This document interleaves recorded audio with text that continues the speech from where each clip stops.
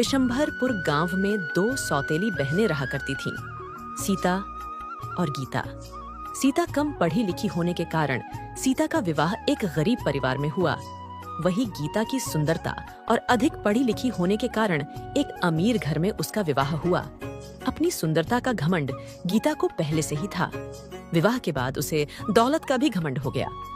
दोनों बहनें आसपास ही रहा करती थीं। जब भी मौका मिलता, गीता सीता को उसकी गरीबी के कारण हमेशा नीचा दिखाने की कोशिश किया करती थी। अरे सीता, तुम्हें पता है मेरे पति ने नया कार और मेरे लिए नया हार खरीदे हैं, और एक नई खुशखबरी है तुम्हारे लिए। तुम्हारे खेत के पास बिरजू का जो खेत है वो भी हम बहुत जल्द खरीद रहे हैं। तुमने तो शादी के बाद कुछ भी नहीं खरीदा होगा, मगर कर भी क्या सकते हैं। तुम्हारे पति के तो खाने के ठिकाने भी नहीं है, वह तुम्हें क्या खरीद कर देगा। सीता को बुरा तो लगता गीता की बातें सुनकर, किंतु वह मन महसूस कर रह जाती। सीता के दिन बड़े तंगहाली में चल रहे थे। 2 वक्त की रोटी भी बड़ी मुश्किल से जुटा पाती थी। कई बार गीता से मदद की गुहार की, मगर हर बार नाकाम रही। अरे गीता बहन, आज हमारे घर में अन्न का एक दाना भी नहीं है। ऐसे में मेरे पति जमींदार के घर पर गए, मगर जमींदार ने पैसे देने से इनकार कर दिया। तो गीता बहन, आज कुछ पैसे की मदद कर दो। फसल बिकते ही हम तुम्हारे सारे पैसे लौटा देंगे।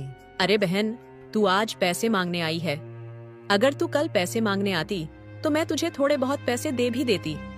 मैंने तुझे बताया था ना, तुम्हारे खेत के पास वाला खेत जो हम खरीद रहे हैं। तो आज मेरे पति घर में जितने भी पैसे थे सभी लेकर चले गए, किंतु गीता ने कभी भी उसकी मदद नहीं की। एक दिन सीता ने सोचा, गीता ने भी पैसे देने से इनकार कर दिया। अब मैं क्या करूं? एक काम करती हूँ, मैं अपने बड़े भैया के घर जाकर उनसे पैसे मांगती हूँ। वो मुझे पैसे देने से मना नहीं करेंगे। आगे जाने पर उसे एक बूढ़े बाबा दिखाई दिए। अरे बाबा, आप इतनी गर्मी में इतना भारी मटका लिए कहाँ जा रहे हो? कहीं नहीं बेटी, बस ये पास वाले गांव में मेरा घर है, वही ये पानी का मटका लेकर जा रहा हूँ। अच्छा, मैं भी गांव की ओर जा रही हूँ। लाओ अपना ये मटका मुझे दे दो। नहीं बेटी नहीं, मैं खुद लेकर चला जाऊंगा ये मटका।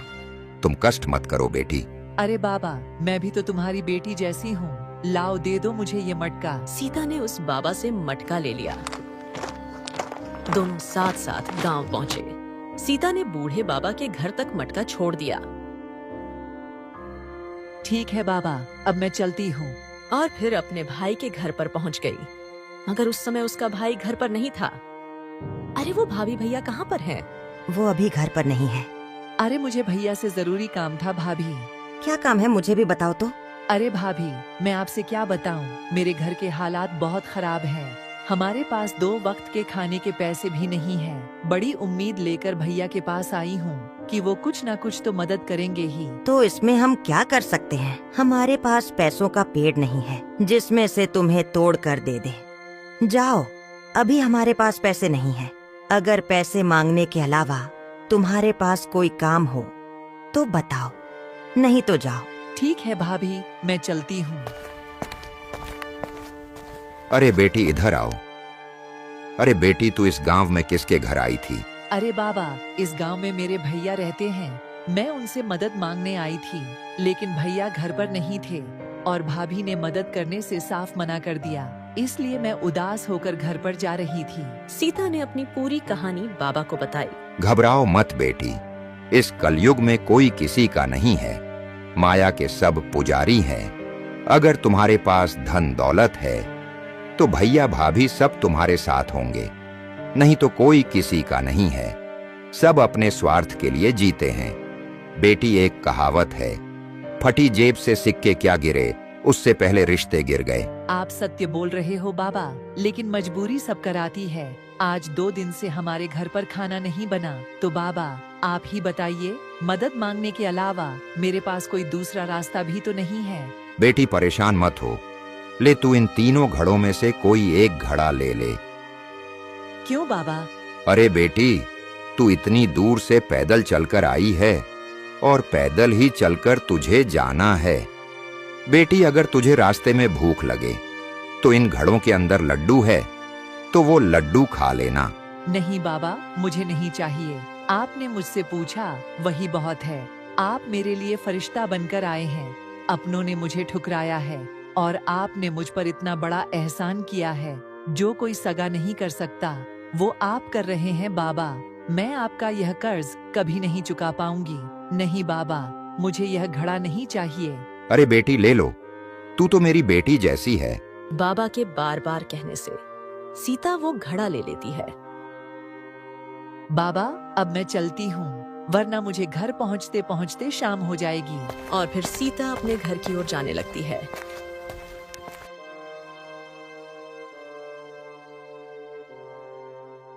अरे सीता, आज तुम अपने बड़े भैया के घर गई थी, क्या हुआ? उन्होंने कुछ मदद की? भैया के घर गई तो थी, मगर वो नहीं मिले, घर पर नहीं थे। और तो और भाभी ने मुझे भगा दिया। इसका मतलब आज भी हम दोनों को भूखा ही रहना पड़ेगा। नहीं जी, आज हम दोनों को भूखा नहीं रहना पड़ेगा। मतलब पैसे मिले क्या?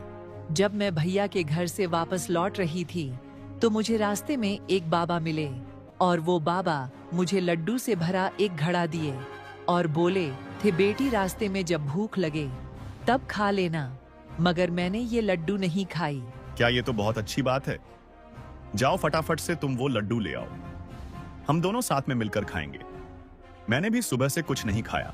आप रुको, मैं अभी लेकर आती हूँ। और जैसे ही सीता घड़े को खोल कर देखती है तो वो चौंक जाती है। अरे बाप रे, इतने सोने के सिक्के, वो भी इतने सारे। अरे बाप रे बाप, इतने सारे सोने के सिक्के। तुम्हें ये घड़ा किसने दिया? मैं आपसे सच कह रही हूँ, मुझे ये घड़ा एक बाबा ने दिया। अरे भाग्यवान, मुझे तो अपनी आंखों पर विश्वास नहीं हो रहा है। कहीं मैं तो सपना तो नहीं देख रहा हूँ। मुझे लगता है कि ऊपर वाले को भी अपनी गरीबी पर रहम आ गया। आप सच बोल रहे हैं जी, मुझे भी विश्वास नहीं हो रहा है। सीता और उसके पति के खुशी का कोई ठिकाना नहीं था। उन दोनों ने वह सिक्का बेचकर गांव में खेती करने के लिए एक जमीन खरीदी। सीता की तरक्की को देखकर गीता को बहुत जलन हो रही थी। वह अपने पति से कहती है, अरे सुनो जी, ये मेरी बहन इतनी पैसे वाली कैसे बन गई?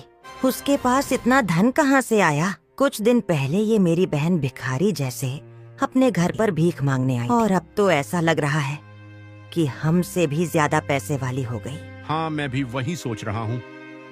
कुछ दिन पहले तुम्हारी बहन का पति लोगों के खेतों में दिहाड़ी पर काम करता था और एकदम से इतना पैसा कहाँ से आ गया? मगर 2 दिन पहले मैंने तुम्हारी बहन को तुम्हारे भाई के घर पर जाते देखा था। क्या भैया की घर की ओर? हाँ, मुझे तो लगता है कि इतना धन वो भैया के घर से ही लेकर आई है। मगर तुम्हारा भाई कैसे सारा धन अपनी छोटी बहन को दे दिया, वो भी सौतेली बहन को? ये तुम्हारे भाई ने बहुत गलत किया। उसने हमारे साथ विश्वासघात किया है। मैं उन्हें कभी नहीं माफ करूंगा। आप बिल्कुल ठीक बोल रहे हैं। भैया ने हमारे साथ बहुत गलत किया। भैया की संपत्ति पर केवल मेरा अधिकार है। कहीं उसने भैया पर कोई जादू टोना तो नहीं कर दिया? हम दोनों सुबह ही भैया के घर पर चलेंगे। फिर वो दोनों सुबह सुबह अपने भैया के घर पर उनसे मिलने निकल पड़ते हैं। उन्हें भी रास्ते पर वही बाबा दिखाई पड़ते हैं।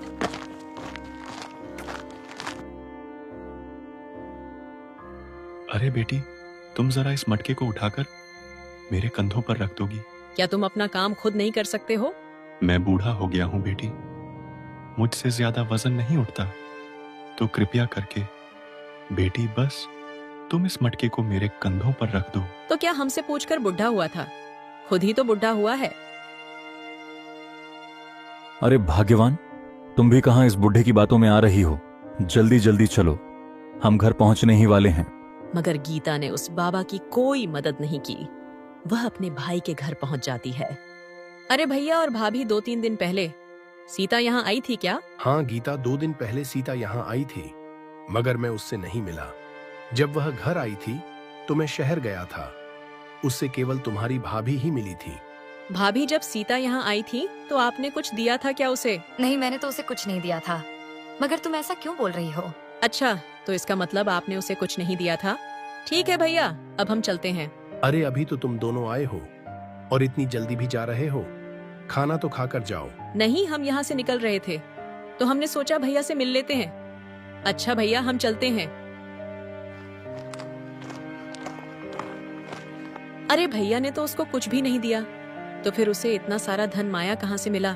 मैं भी वही सोच रहा हूँ। इतनी धूप में चलने के बाद मुझे बहुत प्यास लग रही है। तुम्हें भैया के घर पर प्यास नहीं लगी क्या?